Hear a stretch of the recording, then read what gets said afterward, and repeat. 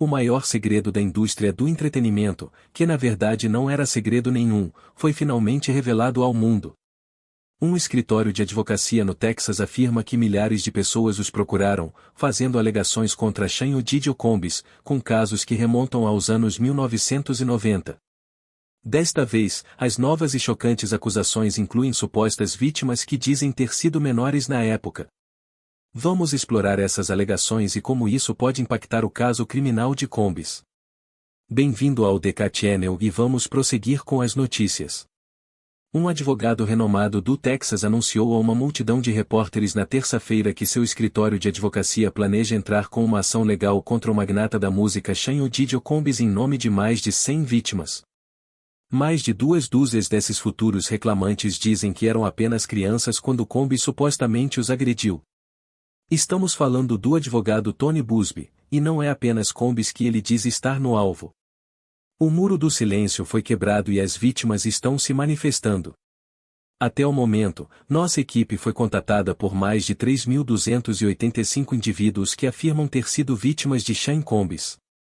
Agora representamos 120 pessoas que pretendem apresentar ações cíveis contra Sean Odidio Combs, além de ações contra várias outras pessoas e entidades que nomearemos como réus à medida que formos protocolando estes casos individuais. Espero que, através deste processo, muitas pessoas poderosas sejam expostas e muitos segredos obscuros sejam revelados. Sabemos o que possivelmente estamos enfrentando. Isso sempre ocorre em situações como esta quando uma celebridade está envolvida. As pessoas podem ser extremamente cruéis e desagradáveis, você ficaria surpreso com até onde os fãs vão, não importa as evidências em contrário, para defender as celebridades que amam. E há uma razão para isso, a palavra fãs. Eles são fanáticos. Já fui ameaçado várias vezes nas redes sociais, e quando decidi seguir com isso, já esperava por isso. Esta não é a minha primeira vez, mas as vítimas que se manifestam para serem ouvidas não deveriam ser alvo desse tipo de conduta, elas não deveriam ser visadas.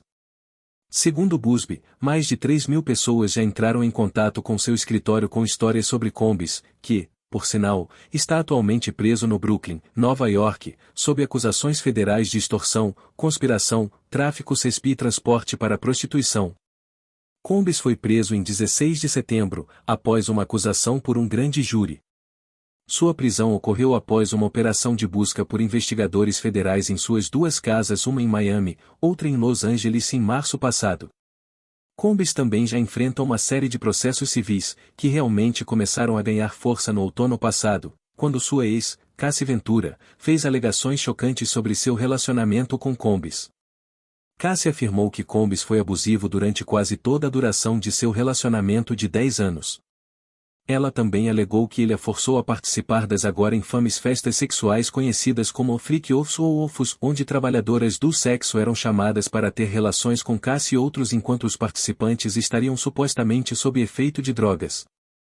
Essas alegações do freak-off estão, por sinal, também no centro do caso da promotoria, que afirma que Combs gravava essas sessões sexuais tanto para seu próprio prazer quanto, aparentemente, para potencial chantagem.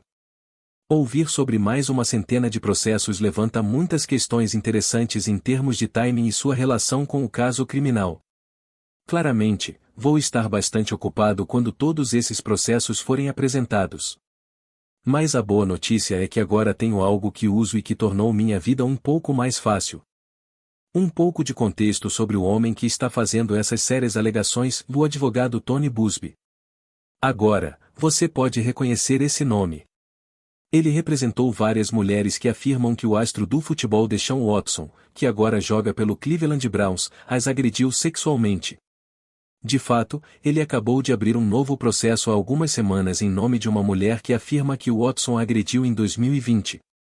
Agora, para ficar claro, Watson não foi acusado criminalmente e os 2 grandes júris decidiram não indiciá-lo. Buzbee entrou com este novo processo após meses de negociações com a equipe legal de Watson que aparentemente não levaram a lugar nenhum. A NFL diz que está realizando sua própria investigação sobre sua política de conduta pessoal. Mas voltando a Sean Combs, é quem agora está na mira de Buzbee. De mais de 3.000 alegações feitas, esse número foi reduzido para 120 pessoas que estão avançando com ações judiciais, segundo Buzbee. Em resposta à conferência de imprensa de Buzbee, Erica Wolff, advogada de Sean Combs, divulgou a seguinte declaração: o Sr. Combs nega enfaticamente e categoricamente como falsas e difamatórias quaisquer alegações de que ele abusou sexualmente de alguém, incluindo menores. Ele aguarda para provar sua inocência e se vindicar no tribunal, onde a verdade será estabelecida com base em evidências, não em especulações. Mas Buzbee disse aos repórteres que os futuros reclamantes possuem legitimidade e mérito, graças a evidências corroborativas e testemunhas. De fato, um ex-detetive do Departamento de Polícia de Houston se juntou ao escritório de Buzbee para ajudar a avaliar as pessoas e seus relatos, já que Buzbee afirma que alguns já falaram com o FBI em relação à investigação dessa agência sobre Sean Combs. Buzbee diz que estão compartilhando todas as informações que surgem. As alegações contra Combs vão desde agressão sexual e estupro até cárcere privado e prostituição. Dos 120 indivíduos que Buzbee planeja representar, ele afirma que 25 eram menores quando dizem ter sido atacados. É importante saber que, neste grupo, há uma divisão equilibrada entre homens e mulheres, são 60 homens e 60 mulheres que se juntaram a nós para levar adiante essas reivindicações.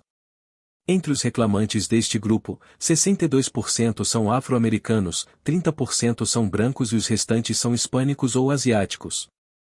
As vítimas são de mais de 25 estados, a maioria é da Califórnia, Nova York, Geórgia e Flórida. Nossa vítima mais jovem, na época do ocorrido, tinha 9 anos, temos um caso com um indivíduo que tinha 14 anos e outro com 15. 25 dos 120 indivíduos que são reclamantes nesses casos eram menores na época dos atos queixados. A maioria desses eventos incidentes ocorreu em festas, geralmente festas pós-evento ou festas de lançamento de álbuns, festas de Ano Novo, festas de 4 de julho, e algo que chamaram de Festa do Cachorro.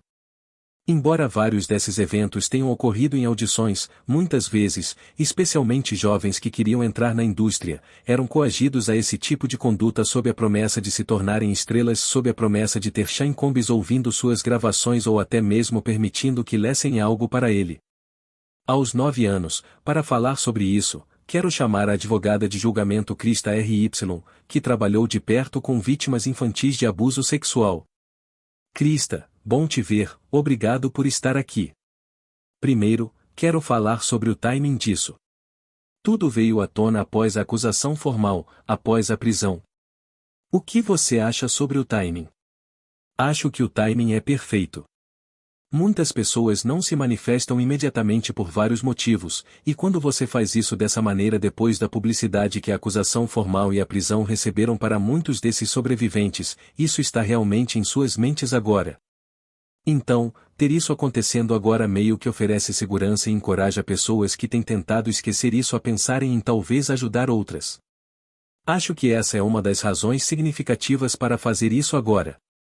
Isso prejudica eles, no entanto, no sentido de que os advogados de defesa poderiam dizer: você teve todo esse tempo para se apresentar, você só se manifestou depois de todos os processos, você só se manifestou após Sean Combs ser indiciado criminalmente. Isso poderia afetar a credibilidade deles de alguma forma, ou é algo contra o qual eles poderiam lutar? Não. E muitos estados têm o que são chamadas de leis de proteção contra estupro ou que protegem esse tipo de evidência de ser usada contra uma sobrevivente de abuso sexual ou agressão sexual. Então, realmente, isso não pode ser usado dessa forma. No passado, isso era tipicamente feito, você usaria esse tipo de evidência e diria: você está apenas se apresentando agora, é tudo por causa do dinheiro, e é por isso que está fazendo isso agora. Não, isso realmente não é como os sobreviventes de trauma reconciliam o que aconteceu com eles ou como seguem em frente com a vida após serem tão traumaticamente abusados, como algumas dessas pessoas parecem ter sido. Eles precisam encontrar um equilíbrio com muitas coisas por si mesmos apenas para conseguir viver, respirar e se mover no mundo. A última coisa que estão pensando é confrontar alguém tão poderoso e significativo em termos de influência quanto Sean Combs. Não. Esse é um argumento muito justo. Aqui está algo que eu queria te perguntar. Olha, eu disse várias vezes nas últimas semanas que, com base nas alegações anteriores feitas em processos contra Combs, dado o que estamos ouvindo agora, fiquei surpreso por não haver acusações federais relacionadas a crianças em sua acusação. Vários dos processos que Combs enfrenta no Tribunal Civil mencionam má conduta com menores. Estou te perguntando agora, enquanto ouvimos que 25 reclamantes podem se manifestar dizendo que foram abusados quando crianças, isso diminui a legitimidade dessas alegações em relação aos menores? Ou seja, os federais investigaram, eles não encontraram nada, talvez não acharam as alegações críveis, ou será que eles ainda não estavam cientes dessas alegações e agora podem estar investigando? Ou há outra razão para Combs não ter sido acusado no que diz respeito a menores? As evidências ainda estão sendo coletadas, e pode haver um grande júri ainda em sessão, coletando evidências e investigando isso agora. Podem surgir acusações adicionais posteriormente. Acho que realmente não podemos fazer suposições com base na acusação que temos no momento. A credibilidade dessas alegações em um caso criminal e em um caso civil, como você sabe, são muito diferentes em termos do ônus da prova. Em um caso criminal, há um padrão mais alto, que é além de uma dúvida razoável. Por outro lado, em um caso civil, o padrão é apenas uma preponderância das evidências, o que significa que é apenas mais provável ser verdade do que não ser. Se você acredita um pouco mais em um lado do que no outro, então esse lado vence. Então, acho que temos isso também. Com alegações envolvendo menores, elas são particularmente complicadas porque as memórias dos menores não são tão boas. Quando você fala sobre ser drogado, isso pode complicar ainda mais a prova dessas alegações. Algo que encontro frequentemente na minha prática é que, às vezes, menores simplesmente dizem, eu não sei, seja porque não querem falar sobre algo ou porque têm maneiras muito distintas de se proteger. Então, é muito mais difícil trabalhar com menores, e leva um pouco mais de tempo para construir esses casos. Eu não diria que podemos descartar a possibilidade de acusações envolvendo menores, mas agora é isso com o que estamos lidando. Sim, 100%, ele poderia ser atingido com uma acusação posterior mais detalhada, mas se essas alegações forem verdadeiras, imaginaríamos que, após tanta investigação, ele já não teria sido acusado nesse sentido.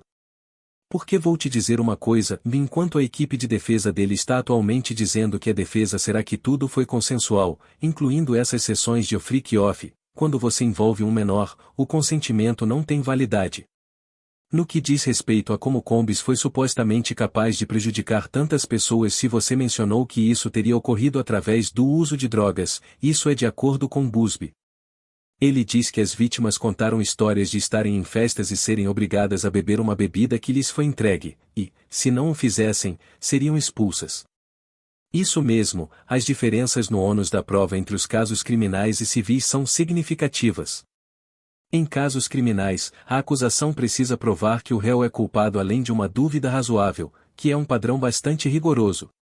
Em casos civis, por outro lado, a decisão é baseada na preponderância das evidências, o que significa que é necessário apenas demonstrar que algo é mais provável ser verdade do que não ser.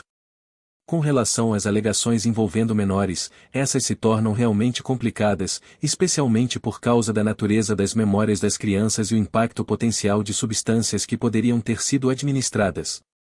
As dificuldades em lembrar detalhes específicos ou a relutância em discutir o ocorrido por medo ou trauma são desafios reais. A possibilidade de acusações adicionais, especialmente aquelas relacionadas a menores, ainda existe, uma vez que investigações podem estar em andamento. O fato de defesa de Combs argumentar que tudo foi consensual não se sustenta no caso de menores, onde o consentimento não é legalmente válido. Relatos de coerção mediante o uso de drogas ou ameaças, como ser expulso de eventos, são gravíssimos e complicam ainda mais a narrativa. As autoridades continuarão a examinar todas as evidências e depoimentos para determinar a veracidade das acusações e se novas ações legais são justificáveis.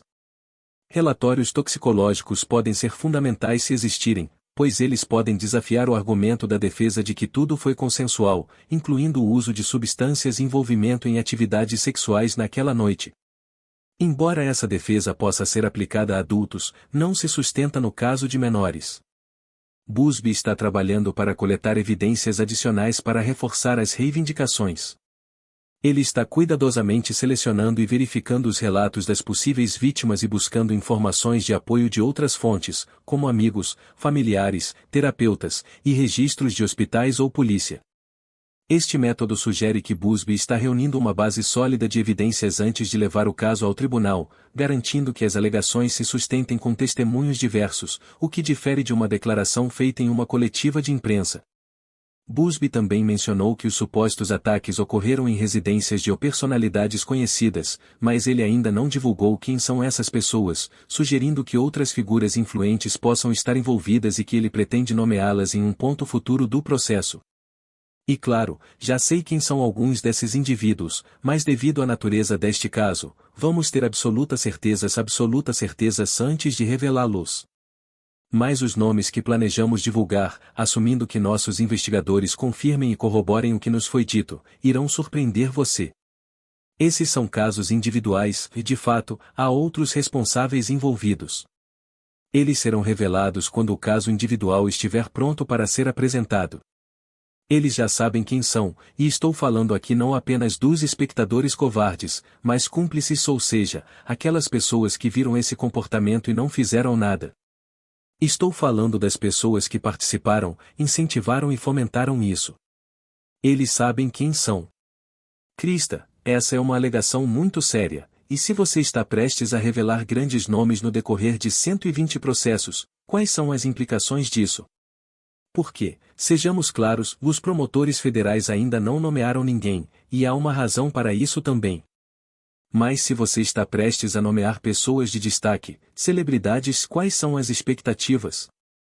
Quais são as implicações disso? Acho que há muita especulação sobre quem pode ser nomeado, com pessoas sugerindo quem elas acham que pode estar envolvido. Essas pessoas claramente sabem quem são, onde estiveram e quão próximas estiveram envolvidas. Não serão apenas pessoas próximas a Didi ou que estiveram nessas festas. Serão pessoas que participaram e que, de alguma forma, estavam envolvidas no que aconteceu.